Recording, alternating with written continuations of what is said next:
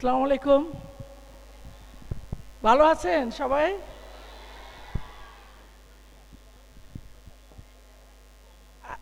বক্তব্য আমি আসলে আজকে ভাবছিলাম যে সুনাউল্লাহ হয়ে থাকবো, শুনেই যাব।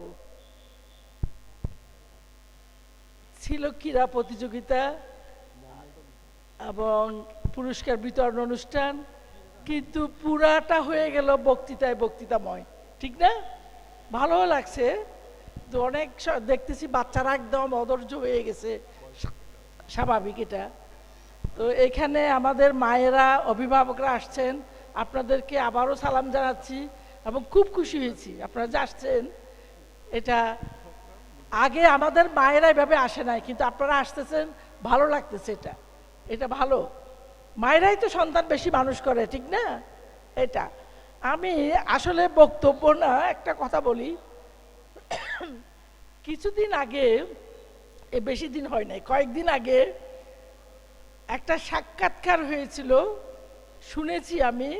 সেখানে এক প্রশ্নকর্তা যার সাক্ষাৎকার নিচ্ছে তাকে জিজ্ঞেস করছে শিক্ষার মান পিছিয়ে গেছে।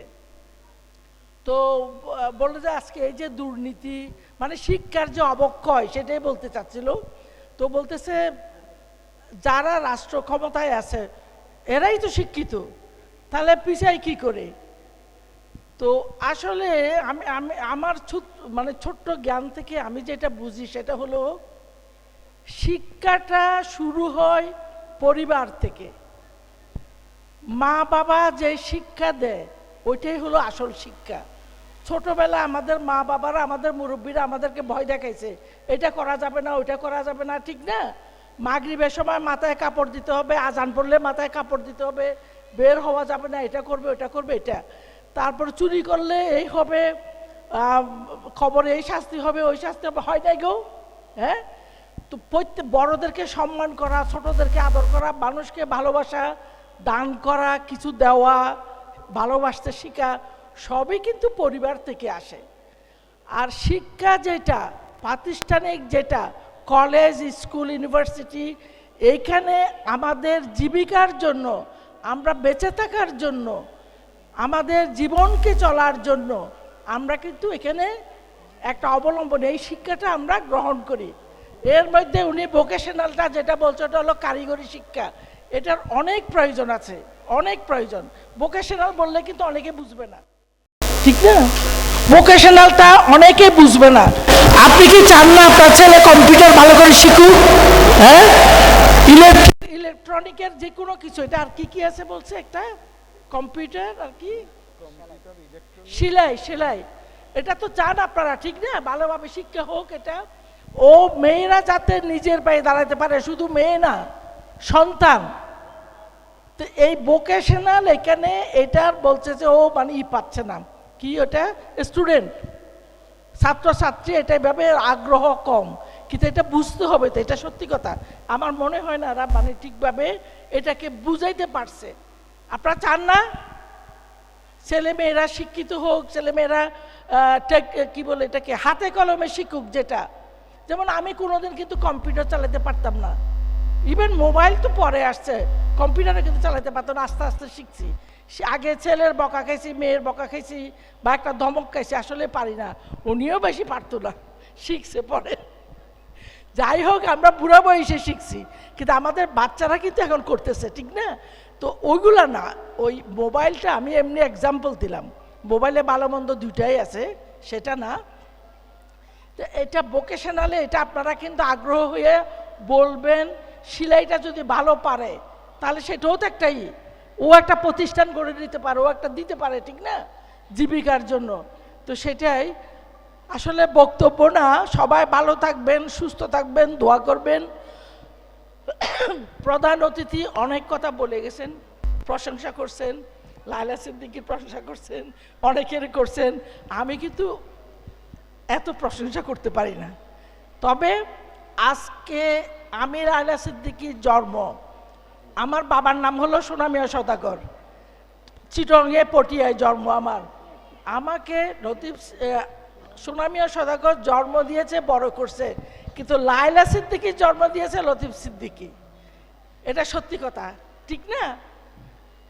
এটাই কিন্তু আজকে আপনারা আমাকে সম্মান করতেছেন, দেখতেছেন, বা স্কুলের সভাপতি হচ্ছে, এমপি বানাইছেন, সব কিছুর মিলে লতিফ সিদ্দিকীর স্ত্রী না হলে, প্রতিনিধি না হলে আপনাকে চিনতেন বলেন? মানুষ চিনতো? পার্লামেন্টের মতো একটা ভালো জায়গায় বা ভালো ইয়েতে সংসদ সদস্য হয়ে ওখানে যে বসার যে সুযোগ, কালিহাতি মানুষের দোয়া, মানুষের আশীর্বাদ, মানুষের সহযোগিতা এবং লতিফ সিদ্দিকীর প্রতিনিধি হিসাবে আপনারা আমাকে মনোনীত করেছিলেন। তা আমি সবাইকে সামনে রেখে, লতিফ সিদ্দিকী সাহেব আমাদের অস্ত্রগামী সূর্য, জীবন সাহিত্যে এসে কে কখন যাব আমরা জানি না, কিন্তু আমি সশ্রদ্ধ চিত্তে আপনাকে ভালোবাসা এবং কৃতজ্ঞতা জানাচ্ছি। ভালো থাকেন। আপনারা দোয়া করবেন বাকি জীবন যেন কাটাইতে পারি। আমরা কেউ বেঁচে থাকবো না, সবাইকে যেতে হবে। রেশন লাইনের মতো আমরা টিকিট আমাদের হাতে আছে, কিন্তু আমরা ডেট কেউ জানি না। আমরা কেউ ডেট জানি না। বাপের বাড়িতে আসলো, কোথাও গেল, কিন্তু আমাদের নির্দিষ্ট একটা ট্রেন থাকে যে আমরা ফেরত আসবো, কিন্তু এটা আমরা জানি না কখন ডাক পড়বে, কখন যাব। সবাই মাফ করে দেবেন, ওনাকেও মাফ করে দেবেন, আমাকেও মাফ করে দেবেন, কারণ আমরা কেউ ভুল ত্রুটির ঊর্ধ্বে না, সবার মধ্যে ভুল ত্রুটি থাকে।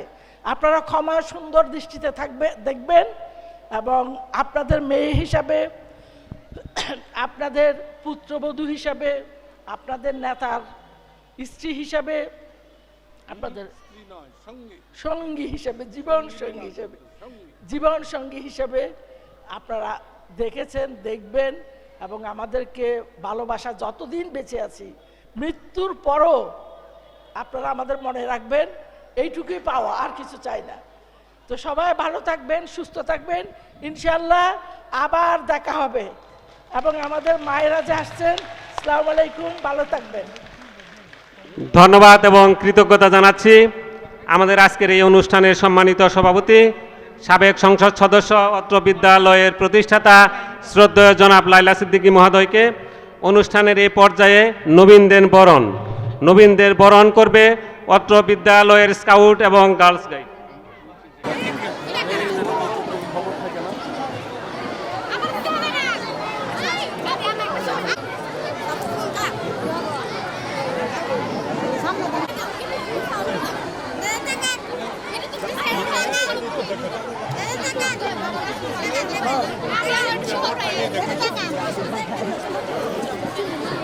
Gracias.